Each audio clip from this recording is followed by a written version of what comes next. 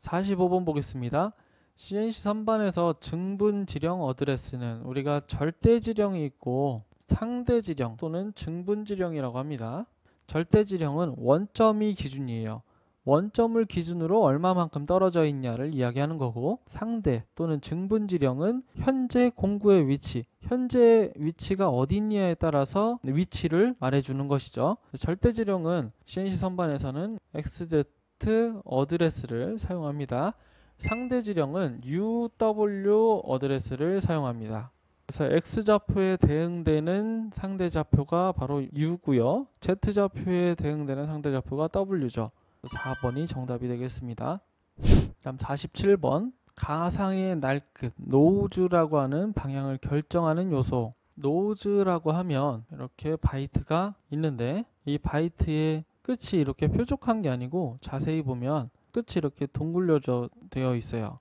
그래서 얘를 가상의 원을 그렸을 때 이 R값이 정해지는데요. 얘를 노우즈, 날끝이라고 합니다. 인선이라고도 얘기하고요. 그래서 공구의 인선, 날끝은 이렇게 뾰족한 것이 아니고 노우즈, 약간의 라운드 값이 지어져 있습니다. 공구의 수명과 강도를 유지하기 위해서 약간의 노우즈가 지어져 있고요. 얘는 공구의 형상이나 방향이 가장 큰 결정 요소죠. 2번이 정답이 되겠습니다. 52번 보죠. 다음 중 머시닝 센터 프로그램에서 G17 XY 평면의 원호 보관에 대한 설명으로 틀린 것은 1번 R값은 원호 반지름 값이다. 그쵸? 여기 아래 해설을 보면 이렇게 되어 있는데요. 이 첫 번째 있는 건 어느 평면을 하느냐에 따라 다른 거고, 그리고 시계 방향이냐 반시계 방향이냐 해서 하나씩 선택할 수 있는 거죠.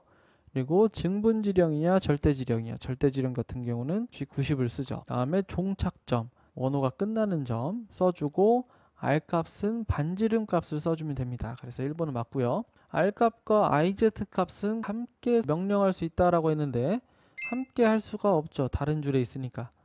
위에 줄을 선택하면 위에 줄로 해야 되고, 아래 줄을 선택하면 아래 줄로 해야 됩니다. 그래서 2번은 틀렸고요.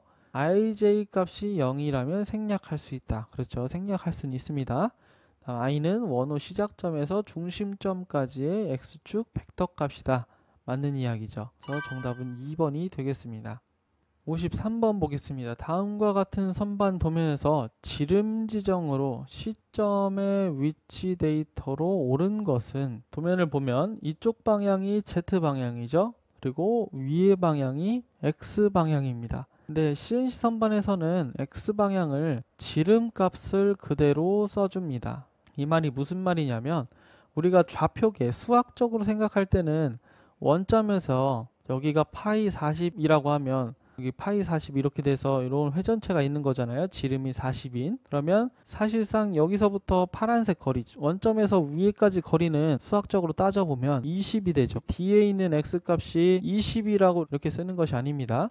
CNC 선반에서는 지름 값을 그냥 써줘요. 말이 어떤 말이냐면, 여기가 이제 파이 40이라고 하면 뒤에 있는 이 점은 X20이 아니고 지름값인 그대로의 값 40을 써주게 됩니다. D점의 X좌표가요. 매우 중요합니다. X좌표는 지름값을 써준다. 그러면 우리가 지금 문제에서는 C점의 좌표를 알고 싶은 거잖아요. 그러면 C점의 Z좌표는 쉽게 알 수가 있어요. 프로그램 원점에서부터 이만큼 떨어진 곳에 C점의 Z좌표가 있으니까 20이겠네요. 플러스 20. 그래서 Z20이 C점의 Z좌표고요. X좌표를 알아야 하는데 지금 친절하게 알려주진 않고 있습니다. 대신 C3라고 하는 요게 있어요. 여기 지점이 못다기 3이다. 못다기란 얘기는 여기가 C3이라고 하면 가로 세로 3mm, 얘를 기준으로 이렇게 삼각형을 그어서 세로 3mm, 가로 3mm인 못다기를 하는 거죠. 그러면 D점에서 아래쪽으로 3mm 가면 C점이 되겠네요. D점은 파이 40인 곳이죠. 근데 3mm를 넘어가게 되면 파이 37이 되는데, 하나 더 생각해 볼 게 있습니다.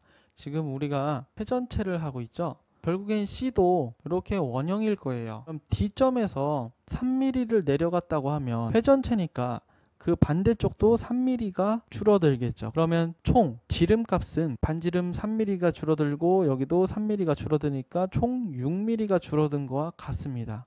그러므로 C의 지름값은 3만 줄어드는 게 아니고 중심선을 기준으로 반대쪽도 3이 줄어들므로 X는 34가 되겠네요. 40에서 6만큼 뺀 값이죠. 그래서 정답은 1번이 되겠습니다. 57번 보겠습니다. 머신링 센터에서 준비 기능인 G44 공구 비기 보정으로 옳은 것은 기준 공구가 64래요. 2번 공구는 127이래요. 이 길이가 64인 1번 공구가 있고요. 얘보다 더 긴 이 길이가 127인 2번 공구가 있습니다. 근데 기준 공구는 1번 공구래요. 그러면 둘이 차이가 있는데 얼마만큼의 차이가 있느냐? 63만큼의 차이가 있어요. 그러면 기준 공구보다 2번 공구가 63만큼 더 길어 라고 표시를 알려줘야 하는데요. 코드가 두 가지 경우가 있습니다. 근데 G44는 마이너스 공구 길이 보정이에요. 그러니까 마이너스로 알아들어요. G44를 써주고 H 어떤 숫자를 써주면 이 숫자에 마이너스 값을 붙여서 알려줘요. 마이너스 공구 길이 보정이니까요. 그래서 이걸 고려해서 어차피 G44를 쓰는 거라면 2번 공구는 더 늘어나는 거죠. 그래서 그걸 생각해서 마이너스 63 값을 넣어줘야 G44와 00이 겹쳐서 플러스 방향으로 바뀌게 되죠. 그래서 2번이 정답이 되겠습니다.